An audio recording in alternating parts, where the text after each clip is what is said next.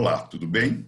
O meu convidado hoje é Flávio Ferrari. Ele é formado em Engenharia de Produção, com especialização em marketing, assumiu há pouco tempo a área de Estratégia e Inovação Comercial da CNN Brasil, é integrante do Conselho de Pesquisa em Métricas de Mídia da ABEP, Associação Brasileira das Empresas de Pesquisa, é professor da ESPM e ainda atua como consultor e palestrante.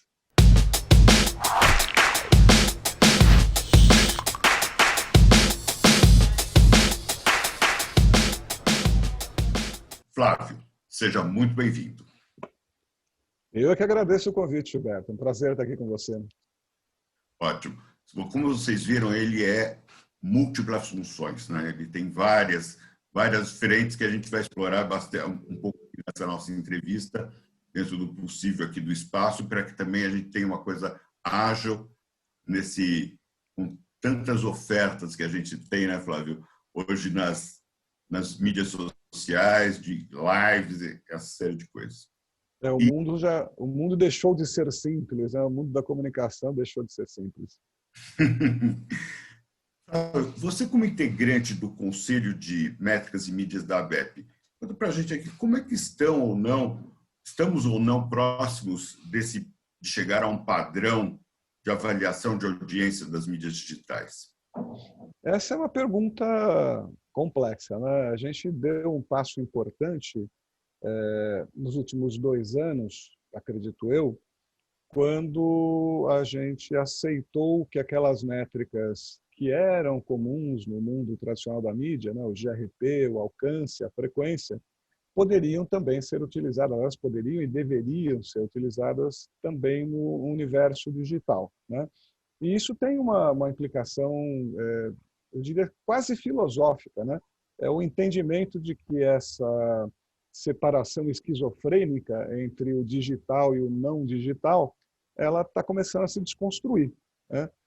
Particularmente interessante pelo fato de que a separação se dava entre digital e analógico, você deve lembrar disso, né? O mundo digital, o mundo analógico. O digital é uma extrema analogia, né? Porque você está transformando dados num modelo de zeros e uns, né? Isso é uma analogia. Então, nada mais analógico que o digital. A gente devia ter pensado nesse tipo de coisa antes. Mas a verdade é que agora tudo é distribuído através de canais digitais, inclusive as coisas que eram antigamente analógicas, né? E essa coisa está se desconstruindo.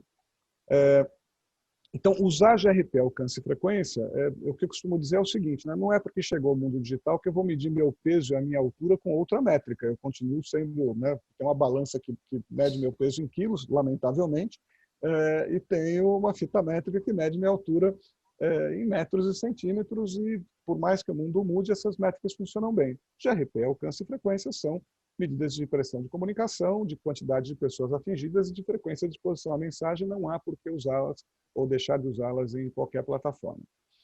Isto posto, esse é só um pedacinho da questão, porque a gente está falando aí de métricas quantitativas, né? O grande desafio da gente hoje está na complexidade de avaliação dos momentos de atenção que são gerados pelas diversas plataformas de distribuição de conteúdo.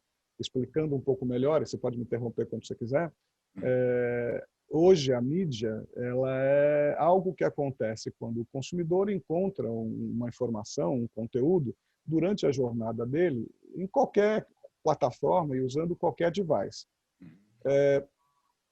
Antes disso, que a gente tem uma nuvem de probabilidades, né? E quando isso acontece, a gente tem que levar em consideração que esse consumidor, essa pessoa, ela assume personas diferentes em cada momento de encontro, né? Então, antigamente, quando a gente usava basicamente o critério de classificação socioeconômica, dizia, olha, eu quero falar, meu público-alvo, meu target, né, homens AB de 40 a 55 anos, tal. A gente fazia isso com uma certa tranquilidade, porque esta definição e essa descrição ela era muito preditiva. A gente era capaz de prever hábitos e atitudes do consumidor só sabendo que ele era um homem de classe social AB e que tinha idade entre 40 e 55 anos, era mais pasteurizado. Hoje, este mesmo indivíduo, dependendo da plataforma onde ele estiver, dependendo do grupo onde ele estiver, dependendo da comunidade dinâmica a qual ele pertence naquele instante, pode ser uma pessoa diferente. Então, a classificação não é suficiente. Esse, do meu ponto de vista, é o grande desafio das métricas hoje, né? A gente está ainda preso, de certa forma, àquela visão mais antiga em que o consumidor era estático, hoje ele é dinâmico, é fluido, né? E que a gente tinha verticais de comunicação que eram simplificadamente suficientes para você descrever a natureza do encontro como ele iria acontecer, né? Acontece mais ou menos como se você, quer dizer, você é uma pessoa no LinkedIn, que você tem uma postura mais profissional, aquela coisa, e aquela coisa mais descontraída do seu cotidiano que você compartilha no Facebook, no Instagram. É mais ou menos isso.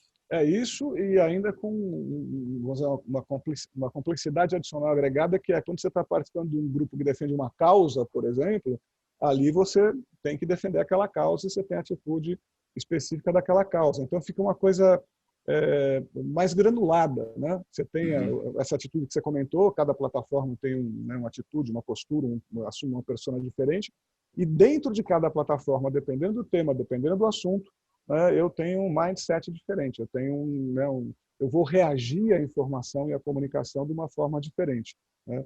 E do ponto de vista do anunciante, ainda mais complexo, né? Porque você vai receber essa comunicação do anunciante num determinado momento da sua jornada, dentro desse contexto que a gente acabou de descrever, e a eficiência dessa comunicação ela vai ser determinada por esse contexto, né?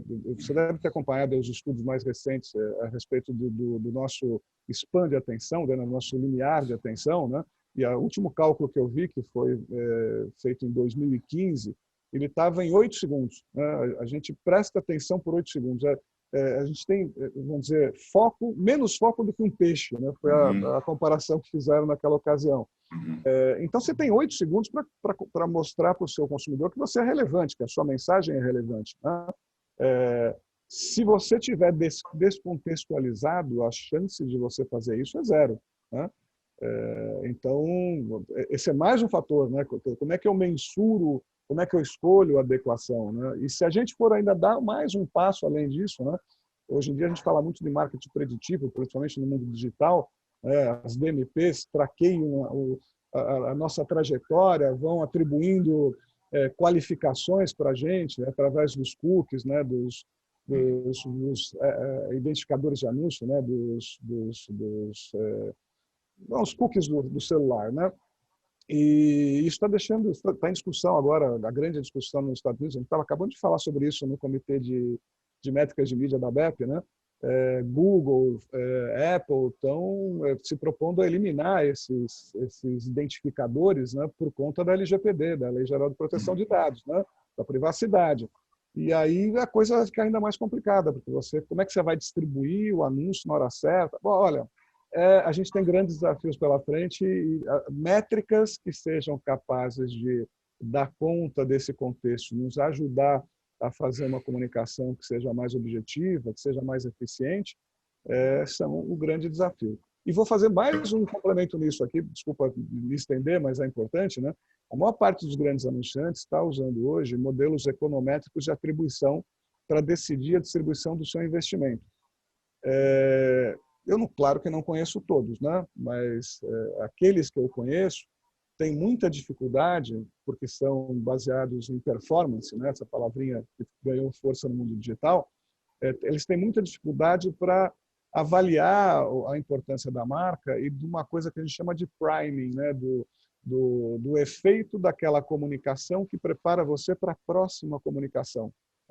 A cadeia, a sequência sinérgica das comunicações. E esses modelos acabam indicando que você deve trabalhar com um grande veículo de comunicação, uma grande plataforma de conteúdo, acaba contribuindo para concentrar mais o investimento naquelas coisas que indicam, estão mais próximo do resultado que você quer, da venda, do clique, né? Esse é um problema grande também.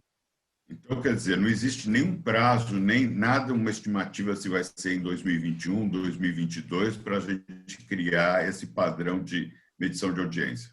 É um contínuo. Eu acredito que, na medida em que a gente está, principalmente nesses últimos 30 anos, né, em que a tecnologia vem transformando de maneira acentuada todo esse ecossistema de comunicação, se eu tentar estabelecer hoje, não, vem cá, vamos definir, vai ser essa aqui a métrica, vai ser esse aqui o caminho, eu estou meio que legislando sobre o passado, porque quando eu acabei de definir isso, já mudou alguma coisa, eu vou precisar de outra métrica. Então, o que a gente precisa mesmo é de criatividade, de fluidez, né, e de foco. Né? E foco no quê? Eu costumo brincar o seguinte, né?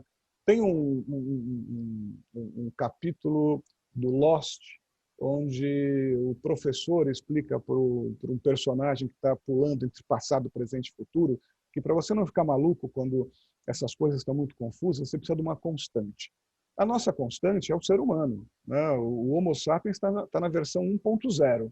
A gente continua sendo a mesma, assim, faz 300 mil anos que a gente existe como espécie, e se você olhar para 300 mil anos atrás, a gente era muito parecido com aquilo que a gente é hoje.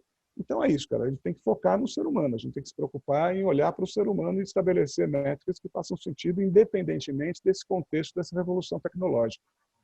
Agora, dentro desse ambiente tão complexo, dessa transformação tecnológica, como, como você está enfrentando esse desafio aí agora na área de inovação e estratégia comercial da CNN Brasil? Olha, em primeiro lugar, eu estou lá há pouco tempo, né? Você sabe disso. Eu comecei a trabalhar com a CNN em julho.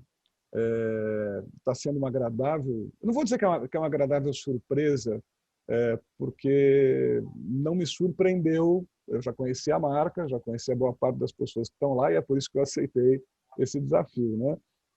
É a primeira vez que eu trabalho num meio de comunicação, numa plataforma de produção e distribuição de conteúdo, portanto um desafio bastante interessante, né? E tudo que a gente falou até agora tem a ver com isso, né? Porque a CNN é uma grande marca, com uma grande proposta. Aqui no Brasil, inclusive, com uma proposta que eu acho até mais interessante do que a proposta global, né? Porque num momento em que a sociedade está completamente polarizada, em que a verdade se tornou relativa, né? A gente até chama esse momento de pós-realidade por conta das fake news, das deepfakes, aquela coisa toda. É uma emissora que se propõe a ser, vamos dizer, neutra, porém não isenta, né? Que tem opinião, mas mostra todas as opiniões e tenta dar para o seu telespectador, que aliás nem merece mais ser chamado disso, né? nem de audiência, né? Ou seja, para a sociedade como um todo, através dessas múltiplas plataformas, o máximo de informação possível e em profundidade para que as pessoas possam ter a sua opinião, possam formar a sua opinião. O meu papel lá eu estou na área comercial, né? Sou um head de inovação e estratégia da área comercial. É justamente olhar para essas questões que a gente estava comentando, das dificuldades que os nossos parceiros anunciantes, né? O nosso modelo de negócio ainda é um modelo sustentado prioritariamente pelo anunciante, encontrar maneiras para que a gente possa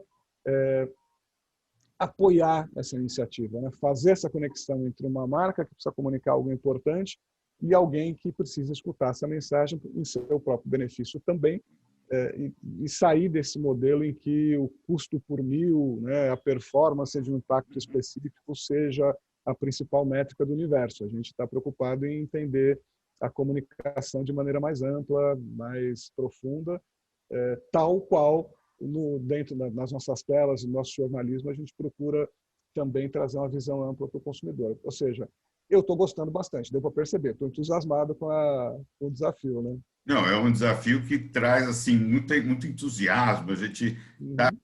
A gente não sabe exatamente qual é o resultado que a gente vai receber imediatamente, né? Quer dizer, não Uhum. sabe o que vai acontecer lá na frente, mas a gente tem que fazer uma série de tentativas em busca desses resultados, né?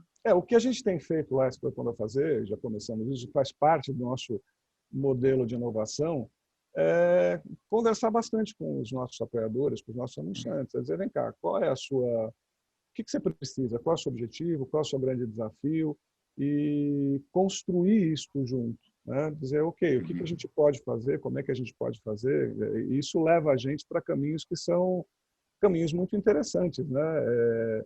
De fugir do modelo convencional de um spot, um anúncio, um banner, né?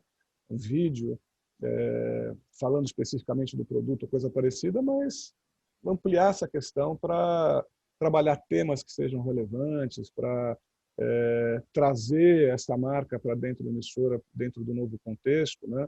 Tanto que a gente já derrubou umas barreiras bastante interessantes ali, quer dizer, e faz parte dessa natureza, dessa verve criativa da CNN Brasil, né? Que é, por exemplo, a gente entrevista CEOs de empresas, porque eles têm, escuta, a nossa sociedade ela predominantemente, ela tem três entidades que são relevantes aqui, né? Você tem o governo, você tem a própria mídia e você tem as grandes corporações, as empresas e os pequenos executivos que estão construindo a nossa economia.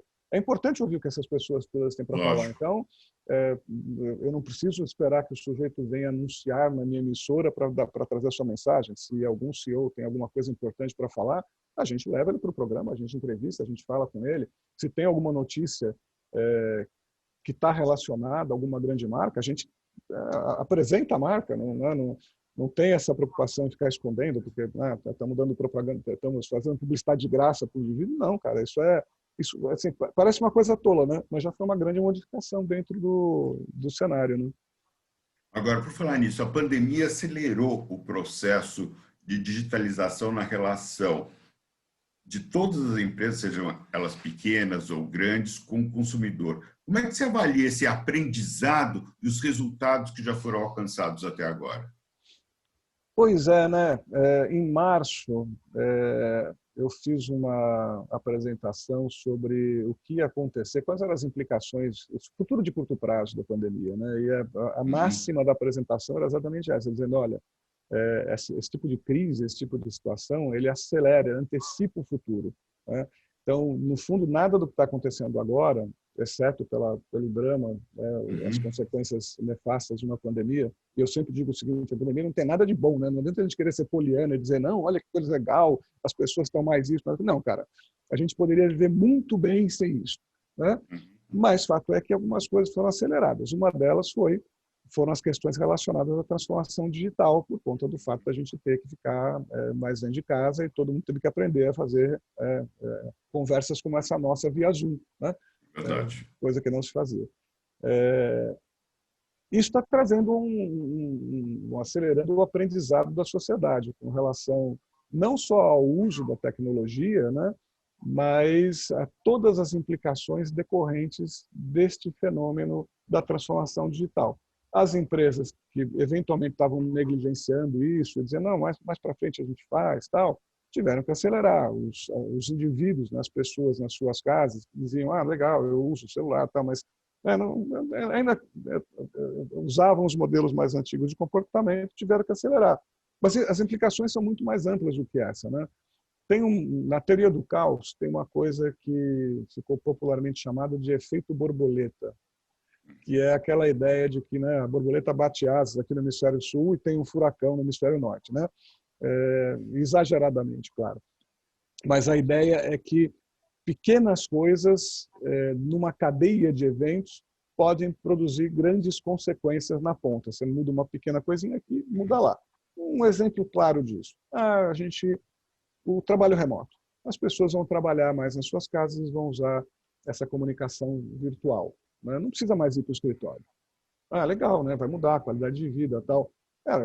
Vou olhar para um setor de atividade, o setor imobiliário. Isso é uma revolução no setor imobiliário, né? Hoje você tem uma estrutura, vamos dizer, de modelo de negócio do setor imobiliário nas grandes cidades, em que todos aqueles ativos que ficam próximos aos grandes centros das grandes empresas, por exemplo, aqui em São Paulo, a Berrini, a Paulista, etc., são hipervalorizados. E os que estão mais distantes do centro têm menos valor, por quê? Porque, puxa, você tem que pegar o seu carro, levar 1h30 para chegar no seu trabalho e tal. Na medida em que isto deixa de ser necessário, você fala assim, bem, peraí, eu não preciso mais morar perto do meu trabalho, porque o trabalho, como diz o pessoal do ITP, do Instituto do Trabalho Portátil, né, O trabalho não é um lugar para onde você vai, é uma coisa que você faz, né? Que você pode fazer hoje em qualquer lugar. Então, por que eu não vou fazer à beira de um lago? Por que eu não vou fazer do lado de um bosque florido? Por que eu não vou fazer em qualquer lugar que me pareça aprazível, né? O que significa isso? Qual é a consequência disso? Muda toda a lógica de valorização, né, dos imóveis, muda a densidade demográfica da própria cidade, porque você não vai ter mais aquelas concentrações em certas regiões e a cidade tende a se espalhar. Com isso, toda a estrutura produtiva, toda a atividade de suporte à cidade, governo, saúde, o microcomércio, tudo isso muda. Ou seja, daqui a 10 anos a cidade vai ser completamente outra, só porque a borboleta bateu asa ali atrás, porque a gente resolveu fazer reunião via Zoom, né?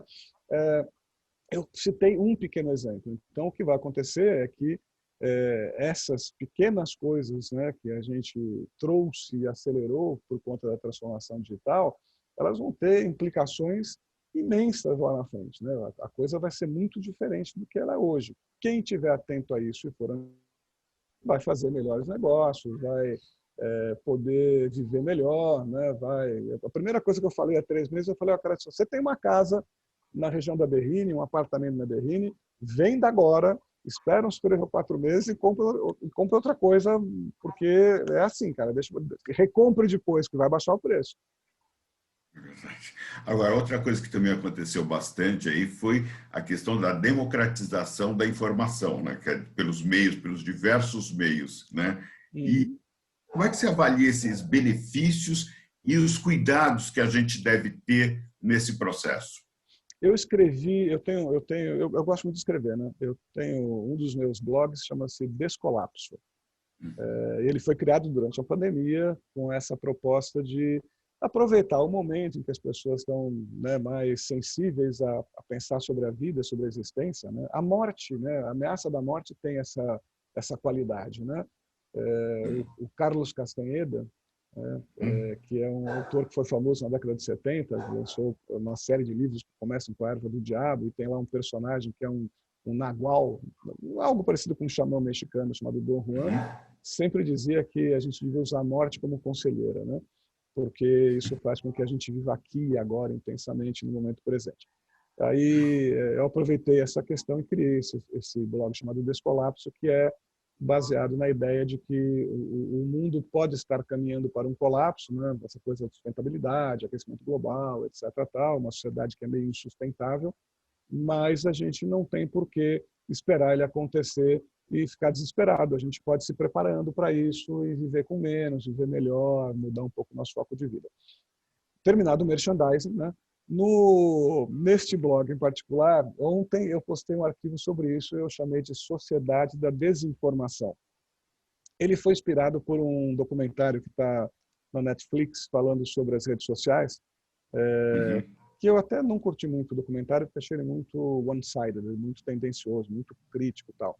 Mas tem, para quem for assistir, tem uma coisa que vale muito a pena. Eles mimetizam a sala dos algoritmos das redes sociais, né? Botam lá 3, 4 pessoas que ficam olhando para o indivíduo, né? E tem, diz assim, não, aperta esse botão, não, agora não, bota a namorada dele falando com ele e tal. É muito engraçadinho isso, bem interessante. Mas eu tentei, cara, num artigo curto, falar um pouco sobre essa questão de que a gente veio, né? A sociedade da informação foi um termo popularizado ali na década de 70. A gente primeiro ficou encantado com essa possibilidade de democratização da informação. Acho que bacana, todo mundo vai poder ter acesso a isso, amplia a globalização. Realmente é uma coisa muito bacana mesmo. Só que no meio do caminho, né, cada indivíduo passou a poder ser um publisher. Então, antigamente, o discurso sobre a realidade, o discurso sobre o mundo, ele estava ali na mão do governo e da mídia. Basicamente, eram as 2 grandes entidades que podiam fazer esse discurso e, eventualmente, as grandes corporações através da mídia, porque a comunicação era intermediada. Agora, você, né, a gente virou publisher. Cara. A gente pode contar a nossa versão de mundo e as redes sociais ajudam a espalhar, né, essa boa nova. Isso complicou a vida, porque a verdade, que era uma coisa absoluta, embora relativa, né, passou a ser fluida. Agora, ela é a verdade do dia, ela é a verdade de cada um, né? E nem sempre é verdade. Tanto que a gente agora entra em 2020 hiper preocupado com fake news, hiper preocupado com deepfake, que é pior ainda, né? E aí você fala, cara, não, peraí, nós estamos falando de uma sociedade de informação, da democratização da informação ou da democratização da desinformação, né? É uma discussão filosófica, de novo, porque, na verdade, se você for pensar, toda notícia é, em algum grau, fake, né? Porque a gente sempre conta um pedaço da história, seja por interesse pessoal, seja por interesse institucional, seja por interesse econômico, seja por diversão, ou seja por qualquer causa aleatória, porque a gente não é capaz de ver todas as faces de um evento, todas as faces da realidade, né?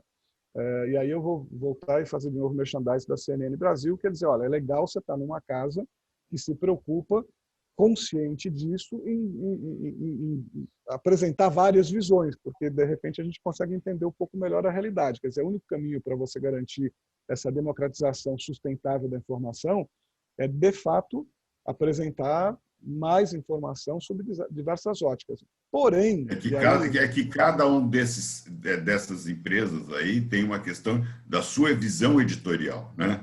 Tem a sua visão sim, a respeito de cada um desses fatos. E é uma releitura que você convida todo mundo para que acompanhe e tenha uma maior diversidade de